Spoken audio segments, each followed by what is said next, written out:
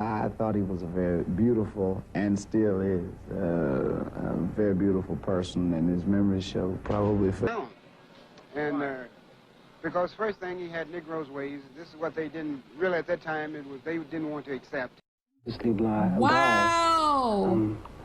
Black performers, and he, in essence, because of at that particular time, the kind of backwards mental capability that many people had as judging a person because of the color of their skin is somewhat still does exist.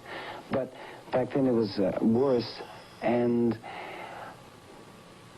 he actually, because of him being a Caucasian brother, he was able to do away with that whole thing. He's 77-year-old Early Wright, a disc jockey at radio station WROX in Clarksdale for 45 years. Hi there. Pleasant good evening, ladies and gentlemen. How do you do? This is your soul man to be with you until I get through. I want you to stand by, don't have no fear. Following Jay's show, should I play one like this one from out of here? Elvis Presley. Elvis's songs still get good play on Wright's program among the blues, gospel, and That's jazz an Elvis recordings song? that are its staples. It was almost 40 years ago when Elvis drove down to Clarksdale from Memphis with a record and asked him to play it. And I had been playing his record, and I had never seen him before, and I was amazed to see him. When he introduced himself to being Elvis Presley, then I went all to pieces over him. Then he and I started talking. I used to be the manager of a gospel group called the Four-Star Quartet. And I could listen to a man sing a hymn. I could listen to a man sometime talk. I did that. And I could pick him out whether he could fit in my group. And talking to Elvis Presley, I could see a great future in him. It's no accident that Wright recognized Elvis's strong gospel roots. Here at the East Trigg Baptist Church in Memphis, older members of the congregation remember Elvis joining in with the choir while in high school. These were rousing sessions led by the charismatic pastor, the Reverend W. Herbert Brewster. Like most black people in the South, and to whose throat God has pressed down a harp of 1,000 strings, it only needed tuning. Elvis's voice was that type of voice that agreed with the thought of Calvary. He had that kind of bent and inclination and attitude that suggested that God could use him. I gave the music a different approach, a new beat. I knew that it wasn't going to hurt if I said, "Must Jesus bear the cross alone," whether I'd said with one beat, two beat, whether I'd said it high or low. And I told them, "Come on in here and put your stuff together." They came in here, and it was a glorious experience, and Elvis was in that group. Elvis came out with a style of his own, and it was very creative. And once he got into it, and you got that feel, Elvis just took off like a late freight. And with Elvis doing this kind of music, gave an injection to black music that no other artist had ever done. It was like an earthquake in my neighborhood. The whole place was shaking when he came on. And I said, how did a person possess that kind of power? That it even comes off the TV and grabbed me in this ghetto neighborhood. Elvis took my Tutti Frutti, and I was very disgusted.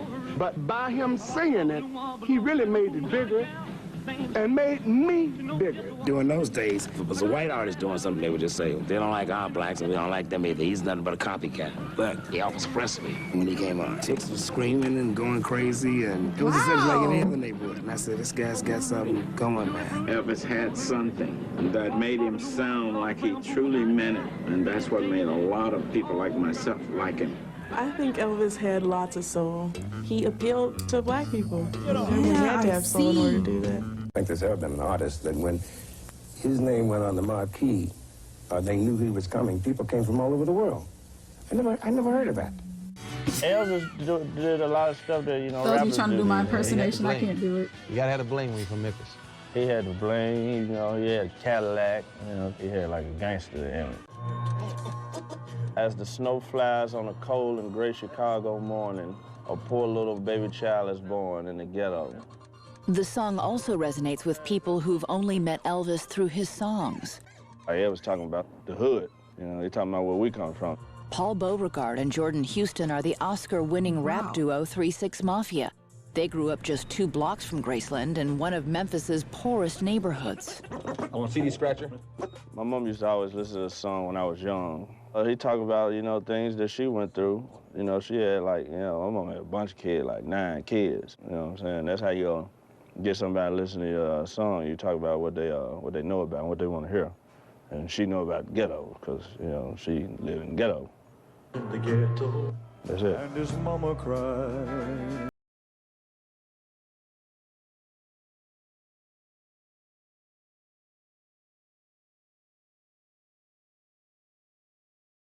On the record that we want to use, we sample That just it gave into me the drum machine chills. or the keyboard. That way we can loop it like. My first line says, first I'm broke, so I hang out with the rat and roach. It's still broke, so I'm sleeping on apartment floors. So it's just like the struggle, you know, what's going on in the hood. First I'm broke, so I hang out with the rat and roach. It's still broke, so I'm sleeping on apartment floors.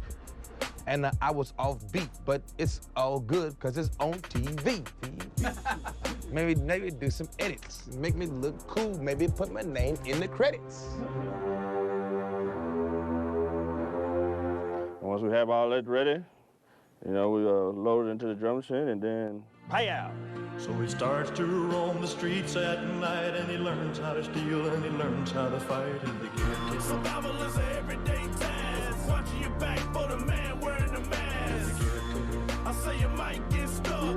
If you in the hood looking like it came up. We ride old school whips, high off the ground, right beside a player hill. It ain't bad as it seems. We still stay fly, looking so clean.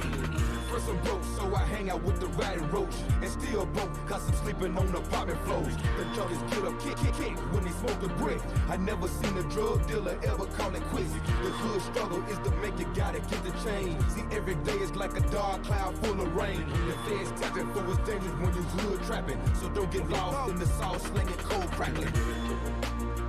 They really did. So help your brother along the way, no matter where he starts. But the same God that made you made him too. These men with broken hearts. During the 60s and early 70s,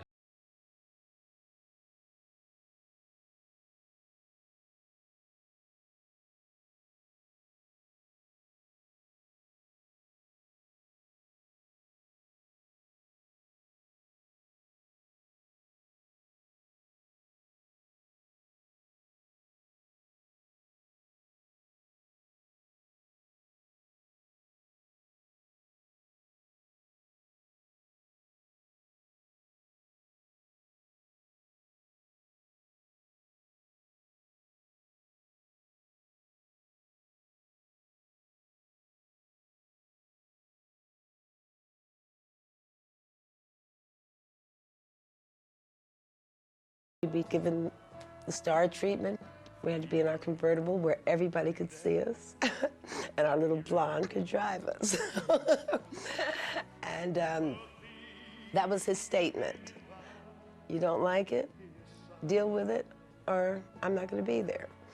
And I thought that was very big of him. When I joined the group in 1972, they took a big chance because there were no blacks in contemporary or Southern gospel music, and I was the first one, and it made all the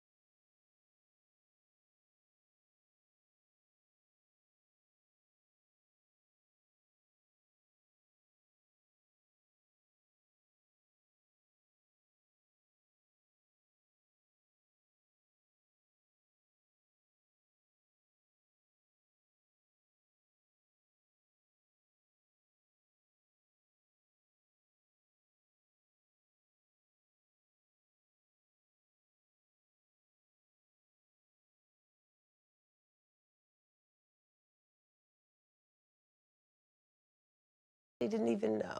You didn't have to be of any racial persuasion for him to love you. And you know, you know how rumors get started when there's a big star or something, the people will start rumors, well, he doesn't like this kind of people, or he doesn't like those people or that people. And I never got that from him.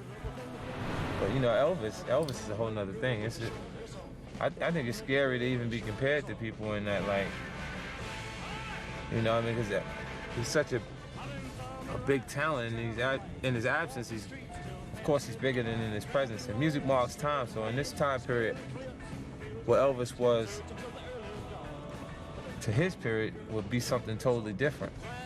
Well, I think rock and roll, I mean, what he brought to Vegas is more than rock and roll. I mean, I think it's just so much going on out here on the entertainment front.